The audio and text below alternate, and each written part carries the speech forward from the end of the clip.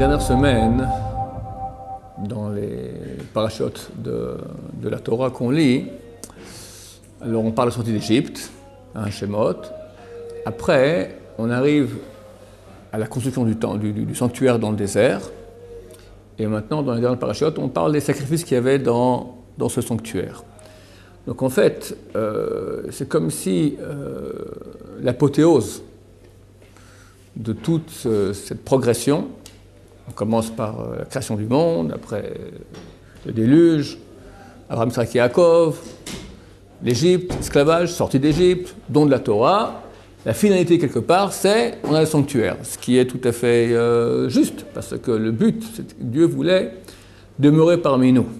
Le sanctuaire, c'est la demeure de Dieu. Dieu dirigeait le monde depuis sa demeure là-haut, il a voulu la diriger depuis l'intérieur du peuple d'Israël. Shachanti betocham, je demeurais en vous.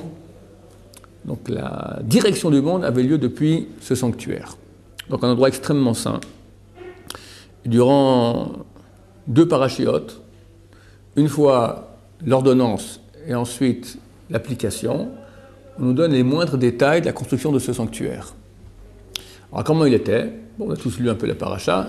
Donc il y avait des piliers hauts de 5 mètres, 10 coudées, de cèdre, que Yaakov Avinu avait planté en allant en Égypte, sachant que 400 ans plus tard, enfin 210 ans plus tard, Béné Israël, sortir d'Égypte, ils ont besoin de cèdre pour le sanctuaire. Donc ils vont dans le désert, ils voient des cèdres du Liban comme ça, en plein désert du Sinaï. Bon, Donc des cèdres, des piliers de cèdre recouverts d'or massif. Tous les côtés. Toute beauté. Aucun temple de l'histoire qui était pareil. Bon, mais pas de toit. Pas de toit, en tout cas, de cèdre ou d'or massif. Il y avait une sorte de toit en tente. Tente extrêmement belle. Fait de motifs différents de chaque côté, à l'aide de fils, 28 fils, divisés en 4 fils, eux-mêmes faits de 7 fils.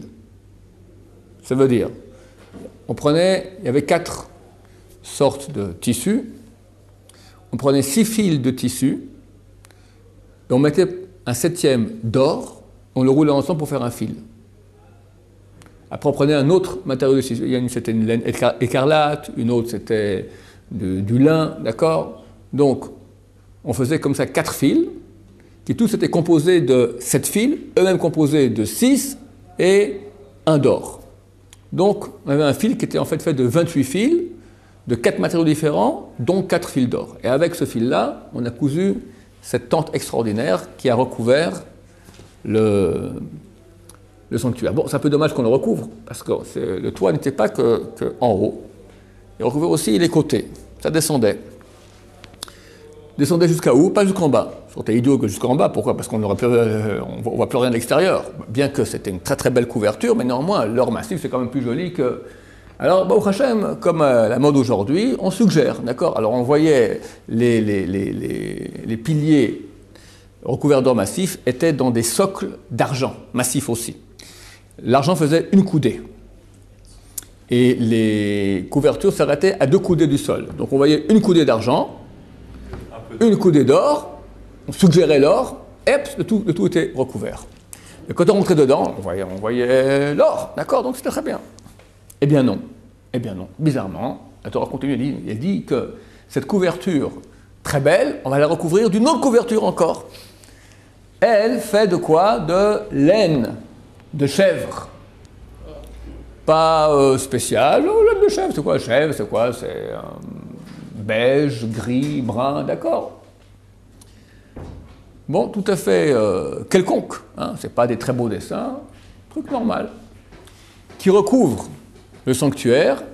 Et là, j'aurais des manques de peau si c'était pas la Torah, mais c'est la Torah. Bon, bizarrement, les couvertures de chèvre, d'accord, sont plus longues que les couvertures des 4 tissus différents de 1 coudée, descendent plus bas.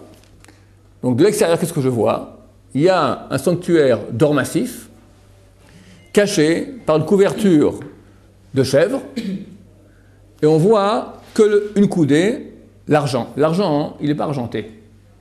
L'argent, quand on le frotte avec des bons produits, il est argenté. Mais l'argent, après une semaine, il est oxydé, il devient tout noir. Donc on voyait le sanctuaire de Dieu, tout noir en bas, avec du chèvre au-dessus. Bon, après, on mettait encore sur le toit, il y avait encore deux couvertures, d'après un avis. Une couverture, deux couvertures mêlées, peu importe. Ça, on ne voyait pas, c'était au-dessus. Ce qu'on voyait maintenant, noir, chèvre.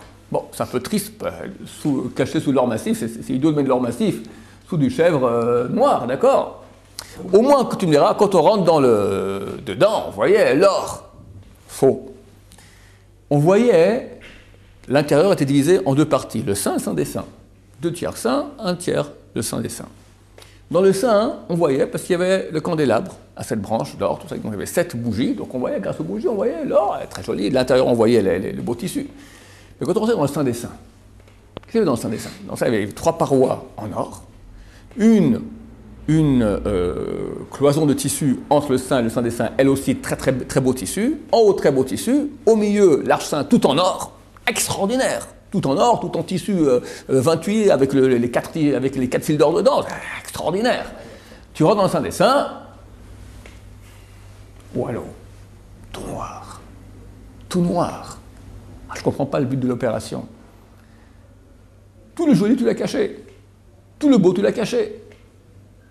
Le saint des saints, on rentrait, c'était tout noir. C'est tout en or, c'est tout en tissu super machin, tout noir.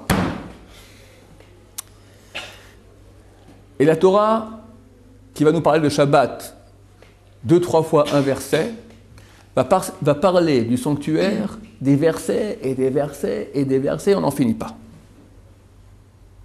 Il y a un message là-dedans. Lequel? Celui de la construction de notre monde, comment notre monde y fonctionne.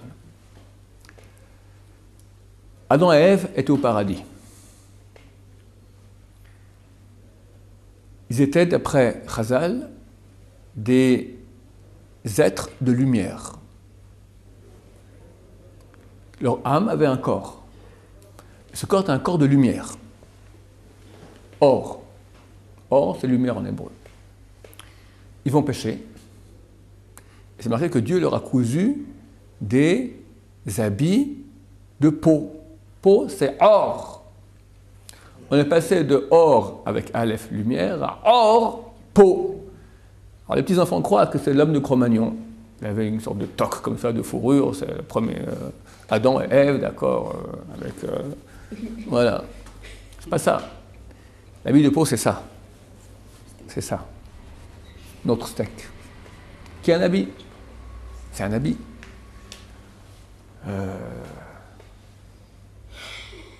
On est habitué à l'habit. À un point tel qu'on croit que c'est nous. Mais ce n'est pas nous. Je ne suis pas un steak. Quand tu te maries, tu aimes beaucoup ta femme, tu la regardes dans les yeux. Parce que tu veux la voir elle. C'est quoi les yeux? De la gélatine. C'est pas très romantique. Alors, tu regardes maintenant, tu regardes profondément le trou noir dans les yeux. Là, c'est vraiment elle. C'est quoi le trou noir? C'est un trou. Il n'y a rien. Un trou n'est jamais rien. Qu'est-ce qui fait le trou? Ce qu'il y a autour. Donc c'est un rien entouré de gélatine. C'est ça ma femme.